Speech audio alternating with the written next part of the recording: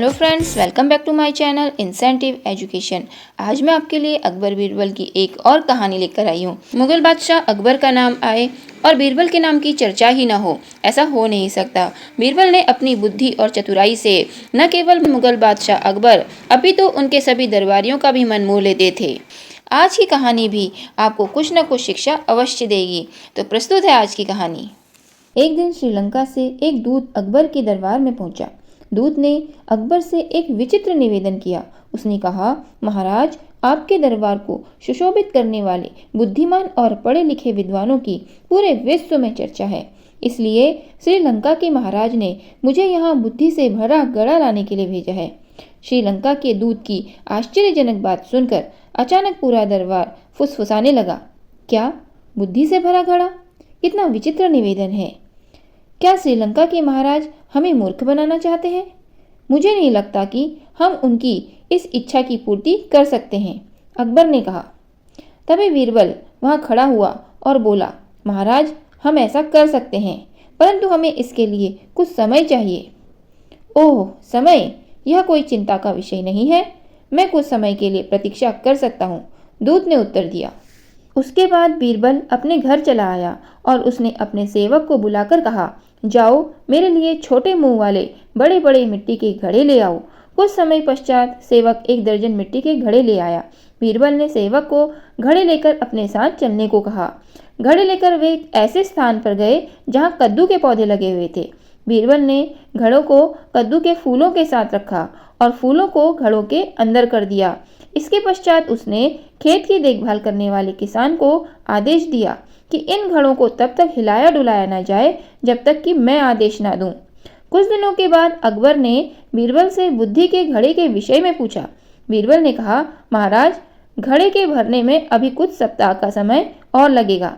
तब घड़ा पूरी तरह से बुद्धि से भर जाएगा और वह अच्छी तरह से पक भी जाएगा। 15 दिनों के बाद बीरबल कद्दू के पौधे को जांचने के लिए पहुंचा। उसने देखा कि कद्दू का आकार घड़े के बराबर हो गया है। उसने अपने सेवक को बुलाया और उससे कहा, सावधानी पूर्वक कद्दू से भरे घड़ों को पौधों से अलग करके घड़ों को उठा लो।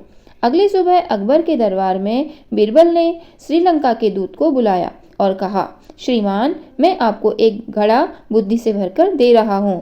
बीरबल का सेवक आगे बढ़ा, जिसके हाथ में मिट्टी का एक घड़ा था और घड़े का मुंह एक कपड़े से ढका हुआ था।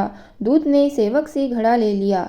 बीरबल ने कहा, श्रीमान, ध्यान देने योग्य महत्वपूर्ण बात यह है कि हमने बुद्धि एक कीमती घड़े में रखी है। अतः मैं आपसे प्रार्थना करता हूँ कि आप हमें यह घड़ा बिना कोई नुकसान पहुँचाए खाली करके वापस कर दीजिएगा। घड़े में रखी हुई बुद्धि का फल तभी प्रभावशाली होगा जब वह बिना घड़े को नुकसान पहुँचाए निकाला जाएगा। इस पर दूत ने बड़े उत्साह से घड़े के अंदर देखा और वह पीछे हट गया। बीरबल ने अपनी बात को आगे बढ़ाते हुए कहा, हमारे पास इस तरह के 10 घड़े और हैं। यदि श्रीलंका के महाराज को अधिक बुद्धि चाहिए तो उनसे कह दीजिएगा कि शीघ्र मंगवा ले, अन्यथा हो सकता है कि कोई और जरूरतमंद इन्हें मांग ले जाए। दूत ने सोचा कि बीरबल ने उसे बुद्धि द्वारा वास्तव में पराजित कर दिया है। दूत ने सोचा उसके राजा को अकबर के दरबारियों को इस प्रकार चुनौती नहीं देनी चाहिए थी और वह घड़े को लेकर बिना कुछ कहे वहां से चला गया। अकबर ने भी घड़े में भरी बुद्धि को देखने की इच्छा प्रकट की। तुरंत ही बीरबल ने सेवक को आदेश दिया कि वह बुद्धि से भरे अन्य घड़ों को लाकर बादशाह अकबर के सामने रखे। सेवक अपने साथ 10 घड़े लेकर अकबर के पास पहुंचा। बादशाह अकबर ने जैसे ही एक घड़े के अंदर देखा तो वह खिलखिलाकर हंस पड़े, क्योंकि उसके अंदर कद्दू था। ओह, वास्तव में बीरबल ने श्रीलंका के राजा को ऐसी बुद्धि दी है जो उन्हें जीवन भर याद रहेगी, अकबर ने कहा। तो इस प्रकार सभी दरबारी जोर जोर से हंसने लगे। तो फ्रेंड्स, देखा आपने बीरबल ने किस तरीके से अपनी बुद्धि और विवेक से श्रीलंका के राजा के द्वारा दी गई चुनौती का सामना किया, किस तरीके से उसे परास्त किया। अगर हमारे भीतर दृढ़ इच्छा शक्ति और आत्मविश्वास होता है तो हम किसी भी चुनौती का सामना बड़ी आसानी से कर सकते हैं। तो फ्रेंड्स, अगर आपको मेरी ये वीडियो अच्छी लगी है तो इसे लाइक करें, शेयर करें, सब्सक्राइब करें और बेल आइकन को जरूर से जरूर दबाएं, जिससे मेरी आने वाली वीडियो की नोटिफिकेशन आपको मिलती रहे। और तो मिलते हैं अपनी नई वीडियो के साथ। तब तक स्वस्थ रहें, मस्त रहें, सुरक्षित रहें। जय हिंद, जय भारत।